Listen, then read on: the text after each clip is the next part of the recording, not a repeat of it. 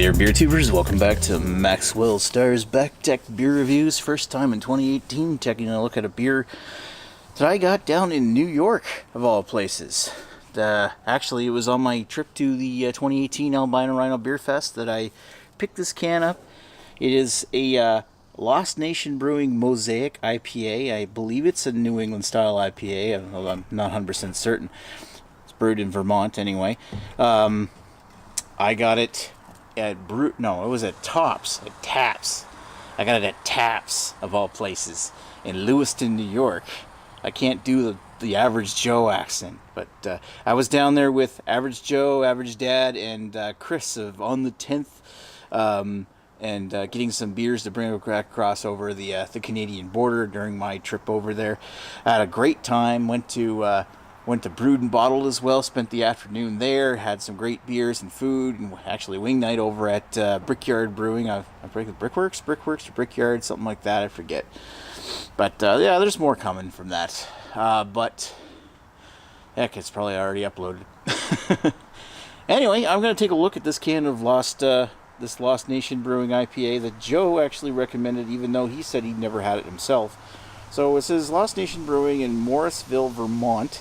Same state as The Alchemist, the makers of Hazy Topper. Vermont's kind of well known as a great IPA state that gave birth to the more clean style of New England IPA. Like New England IPA kind of meant something else a couple years ago. Now it's all these hazy, juicy kind of IPAs, whereas it used to be the nice, clean, easy drinking, sessionable IPAs like Hazy Topper. But whatever kind of style this is, I'm kind of excited to try it.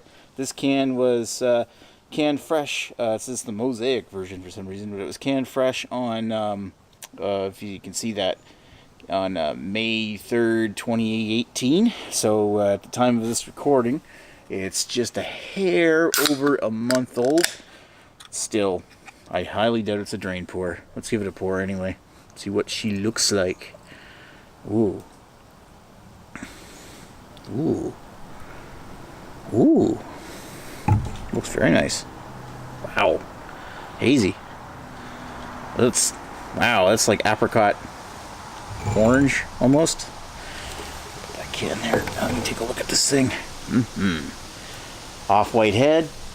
Very very hazy appearance for sure. Looks very nice. Not turbid or anything. I don't see any like flour or yeast swirls in there, or sediment swirls. It looks very, very nice. Very inviting looking. Yeah. Very apricot color. Looks like those the same kind of color you would get those dried apricots in. Very like a deep like an off orange, like heading towards brown. Let's give it a whiff. Oh my. Ooh. So I'm getting like tropical notes like mango and papaya. A little pithy orange to it. Hint of brown sugar malt.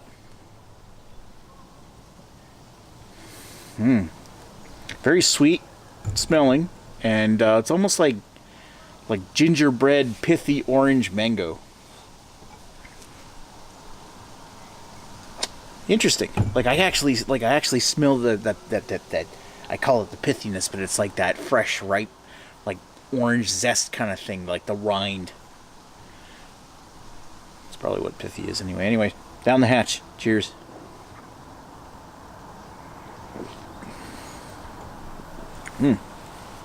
Well,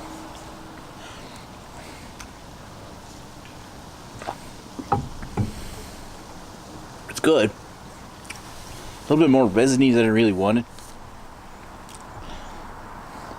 Maybe if I had drank it 2 weeks old instead of 4 weeks old, it would have been better. I kid, of course. So yeah, it's almost light. Like it's not so much that it's thin, but it's light in body. It's like it fills the mouth. It's got a nice creamy mouthfeel.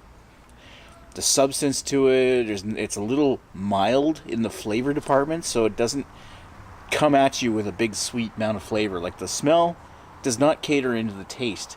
I'm getting a little bit of like pineapple, a little bit of mango. I'm getting a little bit of those typical tropical citrus fruits that you kind of associate with Mosaic hops. But it also feels very muted, quite a bit like faded, and sudsy.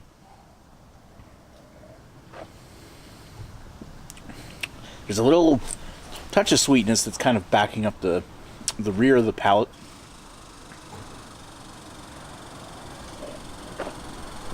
It is going down very easy, and that would be very like if I had gotten this a little colder, like left it in the fridge for a couple hours, I would imagine this would come almost crisp. It's almost like a hybrid of styles. It's like trying to be a New England style IPA, which is big, deep, and hazy, and almost like that also that easy drinking Vermont IPA kind of thing where it goes down super clean. It's almost like a combination of both, but doesn't quite hit the mark of either. I still like it. Not crazy about it. Still enjoy it. Heck, the thing only cost me $2.99 at Taps, which is a grocery store down in New York.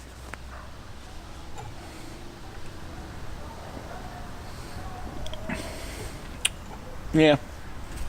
I don't know. I almost want to say that. What do they use for ingredients? Does it say?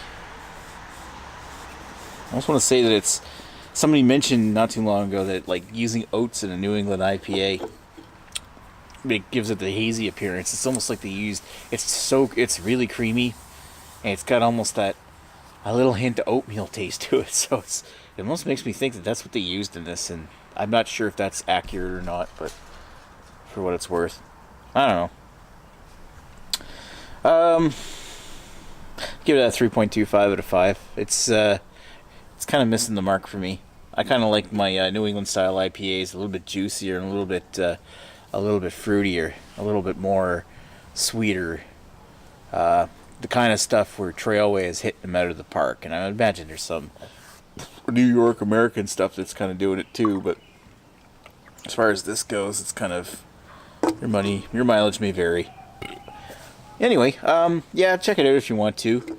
There's probably other stuff on the shelf that's better than that, especially when you have so much damn selection down in the States. Anyway, thanks for watching Maxwell Starr's beer reviews of Lost Nation Brewing's Mosaic IPA. Nothing to write home about. Anyway, thanks for watching. Talk to you folks later. Cheers.